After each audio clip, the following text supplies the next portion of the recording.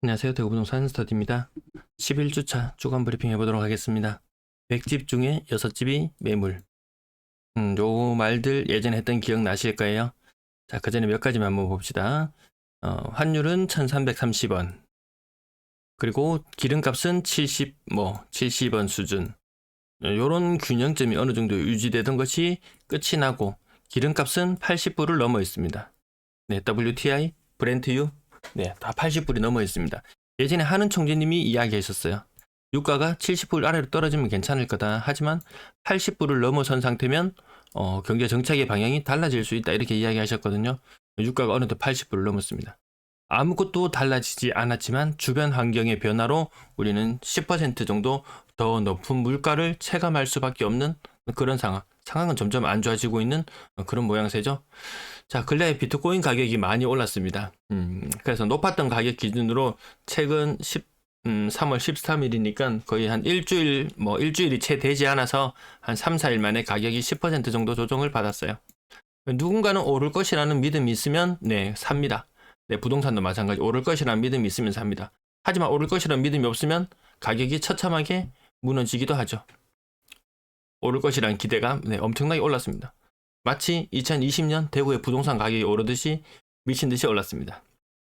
근래 들어서 가장 많이 떨어졌을 때는 제외하고 한동안 한 4만 불대에 머무르고 있던 것이 7만 3천 불 정도까지 올라갔으니까 갑자기 2배로 막 오르고 이런 현상이 있었습니다. 항상 그 폭등 뒤에는 저는 하여튼 끝이 좀 안 좋았던 기억들이 많이 있는 것 같습니다. 이런 하락을 다 견뎌낼 수 있었을까요? 자, 다시 한번 보시면 가격 많이 올랐을 때 6만 8천 불 2022년 이때 자산 아파트 시장 한창 버블일 때 올랐으니까 지금도 또다시 오르고 있습니다. 많이 빠졌을 때는 16,000불, 18,000불, 2천만 원 정도 수준까지 떨어졌었던 가격이 1년 조금 더 지났네요. 이게 1억으로 올라섰습니다. 그러니까 아파트도 올라야지 이렇게 이야기하는데 아파트는 그렇게 쉽게 사고 팔 수 있는 물건은 아니죠. 아파트 매물수 대구 기준으로 봤을 때 제일 많습니다. 네, 100집 중에 6집이 매물로 나와 있다. 제가 과거에는 100집 중에 5집 정도 수준 나와 있을 때 22년도에 방송을 할 때는 20층짜리 아파트가 있으면은 그 중에 한 층은 매물이다. 이렇게 말씀드렸는데 그때보다 훨씬 더 많아진 상태. 금매 다 나갔어요라는 이야기를 들은 지가 한 2년은 된 것 같은데 물건이 어디서 이렇게 자꾸 나오나요? 세대수 대비 아파트 수 대구도 여기 광주, 울산 다음으로 아파트 진짜 많습니다. 아파트 진짜 많습니다. 근데 더 놀라운 사실은 대구는 서울하고 다르잖아요. 이월드 83타워, 83타워 위에 올라가서 보시면은 아파트 천지입니다. 거기에다가 지어지고 있는 곳도 천지입니다. 그리고 아파트 꽂을 만한 저층 주택 단지도 천지입니다. 서울하고 달라요. 주택 1층, 2층짜리 저층 주택 단지도 천지거든요. 그래, 한 50층짜리 주택이 있으면 대지집은 50평이거든요.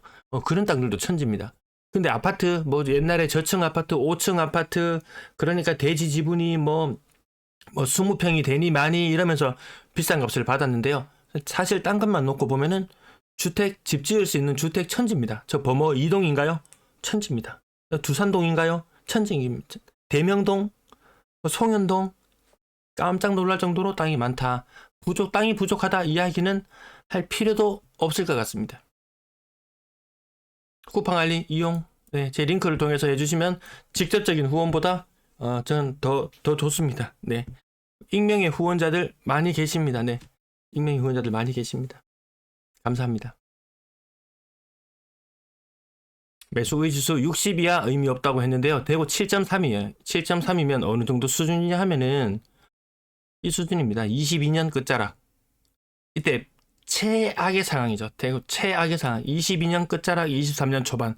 그때와 지금 대구는 분위기가 같습니다. 네, 제가 요 영상 제목으로도 한번 붙여본 적이 있었죠. 조금 더 확대된 모습. 네, 이 바닥. 네, 이 바닥일 때와 지금이 똑같습니다.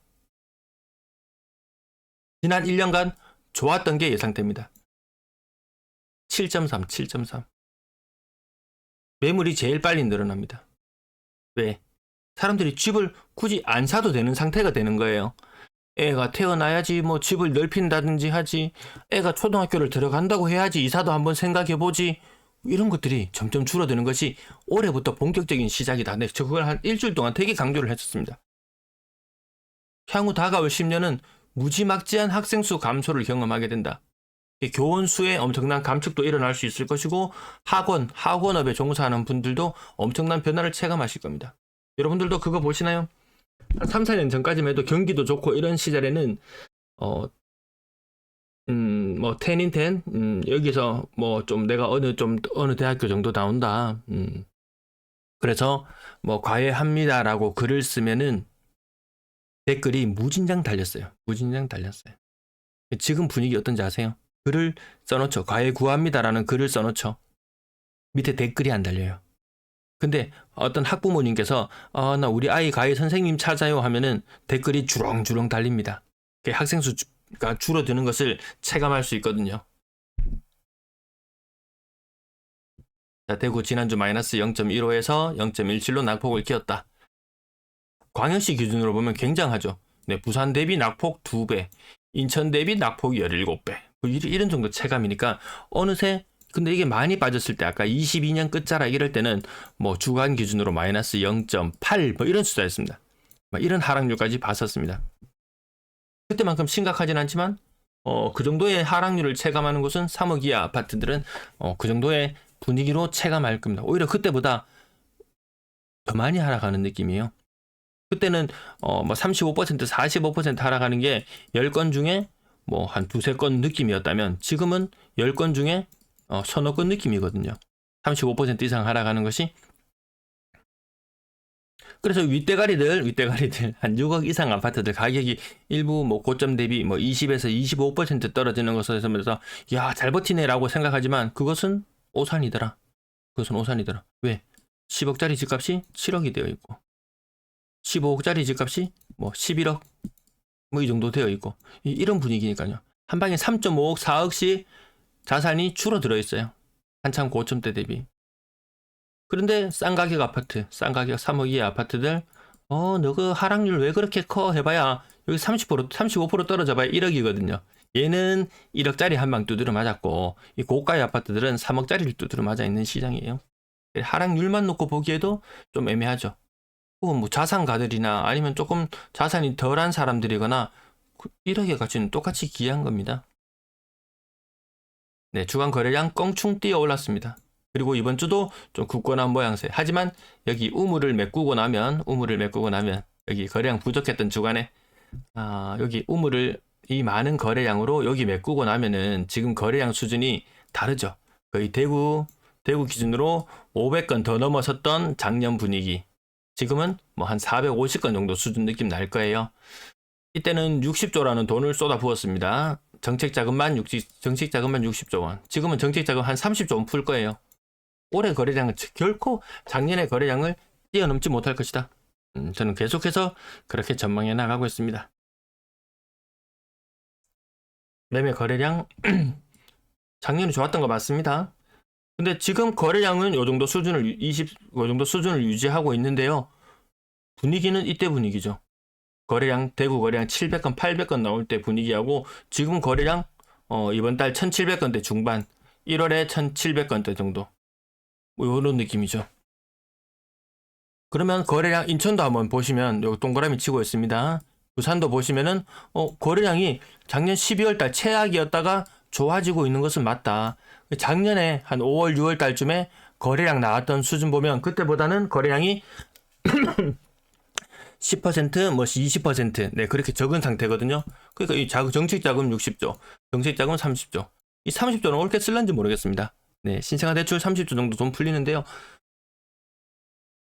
발표를 안 해요.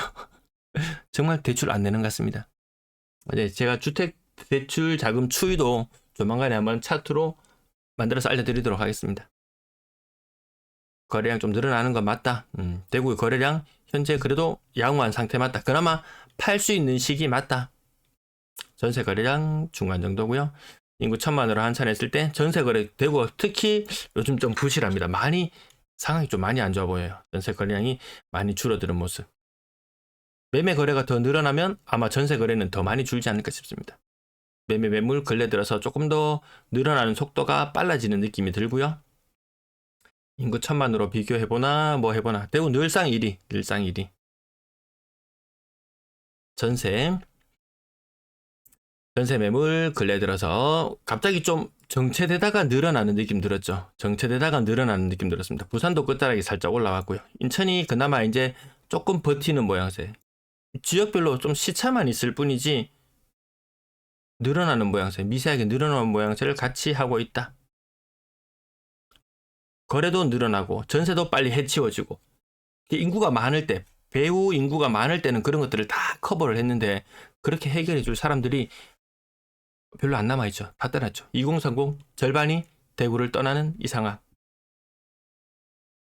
네, 전세 매물 인구 1000만으로 환산했을 때 부산과의 격차를 좀 더 벌려왔다. 좀 벌린 것은 맞다. 하지만 그 지난 시간들에도 보면 이게 약간 엎치락 뒤치락 하는 그런 과정들이 있을 뿐 지금의 추세는 우상향이 맞다. 2021년부터 지금까지 놓고 보더라도 우상향이 맞구나. 네, 시청 감사합니다.